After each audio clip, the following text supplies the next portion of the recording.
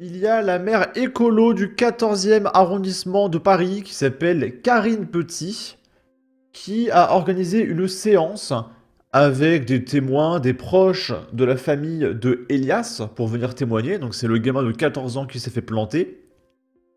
Mais la maire écolo refuse de donner la parole à des mères de famille venus s'exprimer après le meurtre d'Elias. Elle a invoqué le règlement intérieur alors qu'une suspension de séance aurait permis ces interventions. Et il y a un mec en commentaire qui dit pour résumer: taisez-vous, victime insignifiante, j'ai raison et vous avez tort. Souffrez en silence, votre détresse m'indiffère. Moi je suis maire, investi de ma supériorité morale de gauche, bien au-dessus de vos misérables existences, et votre parole m'indispose. Je vous recommande de monter un petit peu le son, parce que quand les mères de famille vont parler, on dirait que leur micro est à moitié coupé et on n'entend pas trop.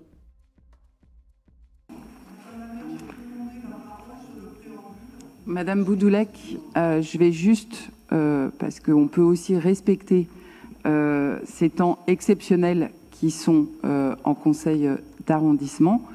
Le règlement intérieur prévoit que le public puisse s'inscrire et parler sur les projets de délibération et les vœux qui sont inscrits à l'ordre du jour. Donc, je vous remercie de bien vouloir aujourd'hui respecter ce moment.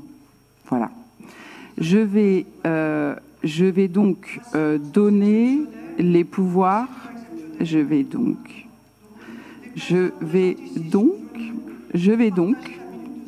Eh bien voilà. Je vais donc. Donc là, je crois que la personne qui essaye d'en placer une demande à minima une minute de silence pour la mort d'Elias. Je vais donc, Madame Boudoulek, si vous nous le permettez, procéder, comme le règlement intérieur le veut, eh bien, procéder à l'ouverture. Je vous remercie d'être, je trouve aussi très... Bon, ça, c'est qu'elle n'a pas envie de laisser témoigner les victimes, parce que dans sa tête, elle réfléchit déjà à comment je vais libérer le criminel. Comment dire, je ne sais pas comment le qualifier, mais en tout cas, je vous demande vraiment de respecter en fait ce qui vient de se passer et du moment qu'on permet aussi au conseil d'arrondissement. Voilà. Donc maintenant, il y a un règlement intérieur et vous êtes souvent très prompt d'ailleurs à nous demander de respecter ce règlement intérieur sur l'ensemble de nos débats tout au long de l'année. Donc je vous demanderai de respecter le règlement intérieur de notre Assemblée et de pouvoir me laisser présider la séance. Je trouve... Donc là, elle a demandé rien qu'une minute de silence. C'est tout. Votre attitude tout simplement irrespectueuse et scandaleuse. Donc, les pouvoirs...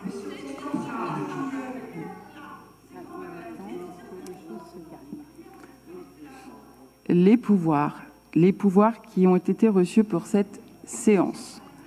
D'abord, Julie Cabot a donné pouvoir à Guillaume Durand. Cinda Matmati nous rejoindra. C'est irrespectueux ce que vous faites et ce que vous êtes en train de faire.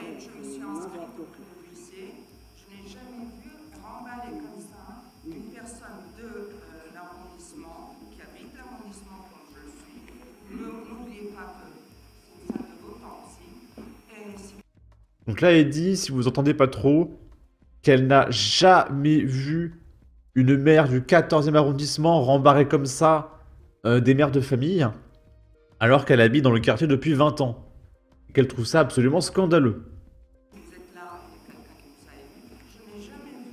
Je suis atterrée de voir la manière dont vous coupez la parole aux personnes, que ce soit Madame de l'opposition, que ce soit Madame. C'est incroyable. Je vous le dis Alors, en tant que résident du 14e oui. depuis un bon moment. Très bien. Donc, je vous demande maintenant, et au public, en fait, on est dans un conseil d'arrondissement. Voilà. En fait, elle parle, et la mère s'en bat les couilles. Elle s'en fout, elle veut passer à autre chose.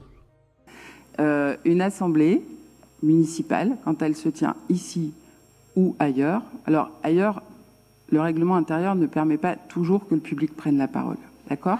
Mais ici, le règlement intérieur, en fait, on agit, si vous voulez.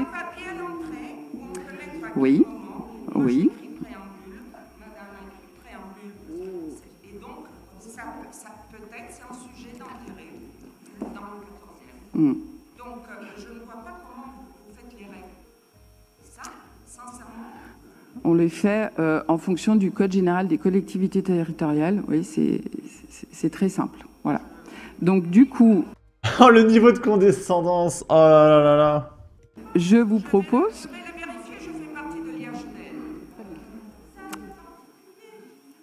Je vous propose donc, mesdames et messieurs les élus, de pouvoir ouvrir la séance du Conseil d'arrondissement du 28 janvier 2025, de procéder à l'examen de l'ordre du jour, de procéder à l'examen. Et donc là, il y a une maman qui essaye d'en placer une. Et elles ont des affiches de Elias 2010-2025, protéger nos gamins. Et là, c'est le banc avec les membres de la famille, les voisins, les amis. Et ils peuvent pas en placer une. De procéder à l'examen de l'ordre du jour, de procéder à l'examen. Madame, vraiment.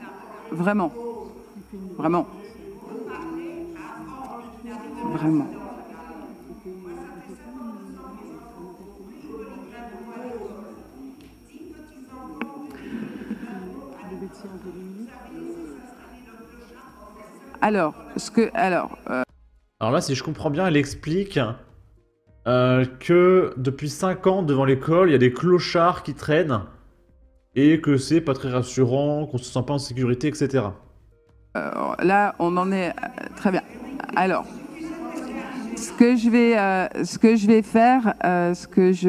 vais faire vraiment, c'est que je vais redemander à l'ensemble des personnes qui sont ici dans cette salle de respecter toutes les paroles d'ailleurs qui ont été dites dans cet hémicycle, dans cette séance, d'accord? Pour la mémoire d'Elias, respecter aussi le temps du deuil de ses parents. Donc pour respecter la mort d'Elias, on va rien dire, on va libérer les criminels avec un bracelet électronique, il va rien se passer et vous allez vous taire, d'accord? Et respecter aussi ce que nous venons de faire, qui est symbolique mais important. Et est-ce qu'on peut aller au bout de ce moment sans polémique aujourd'hui qui ne sont pas inutiles, qui ne sont pas justifiés pour être portés aujourd'hui et de cette manière-là. Donc, je reprends. Bah oui, c'est pas justifié, c'est pas parce qu'il y a un gamin de 14 ans qui se fait planter et que c'est le 14e depuis un mois que c'est bon, il faut se plaindre et faire le jeu de l'extrême droite, un petit peu haut. Prends et j'ouvre la séance du Conseil d'arrondissement du 28 janvier. D'abord, en donnant les pouvoirs qui ont été reçus auprès du secrétariat général. Julie, alors je vais laisser les personnes qui souhaitent sortir. Bah, ils ont raison de partir, ils peuvent pas en placer une de toute façon.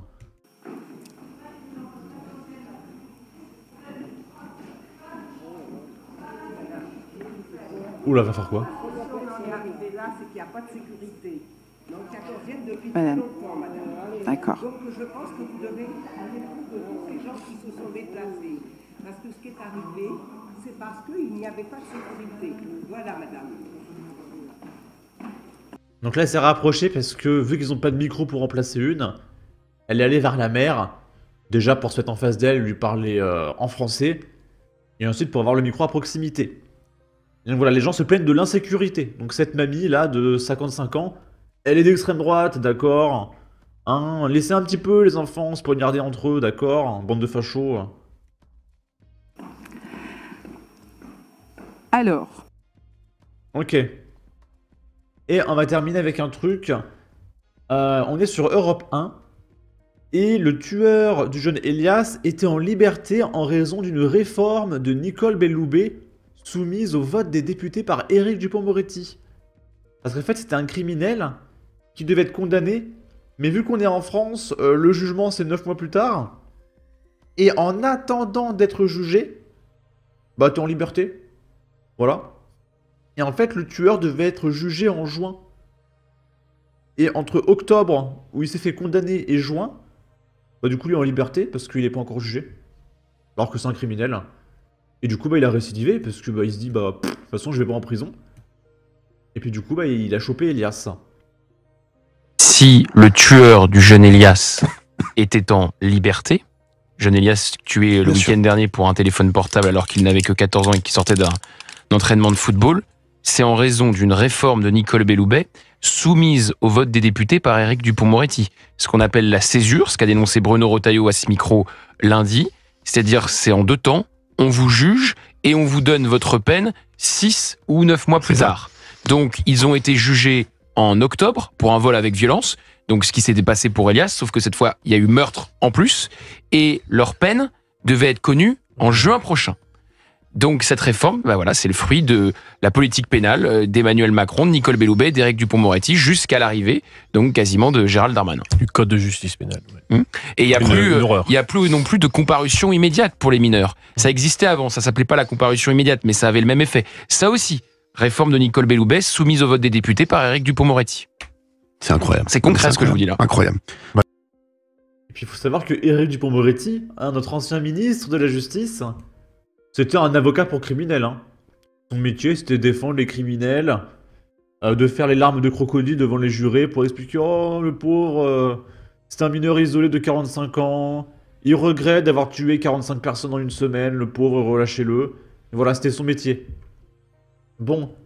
Sur ce, n'hésitez pas à donner votre avis et votre opinion, à partager, liker, commenter, ça aidera au référencement de la vidéo sur YouTube. Abonnez-vous, suivez-moi sur Twitter, prenez soin de vous, salut!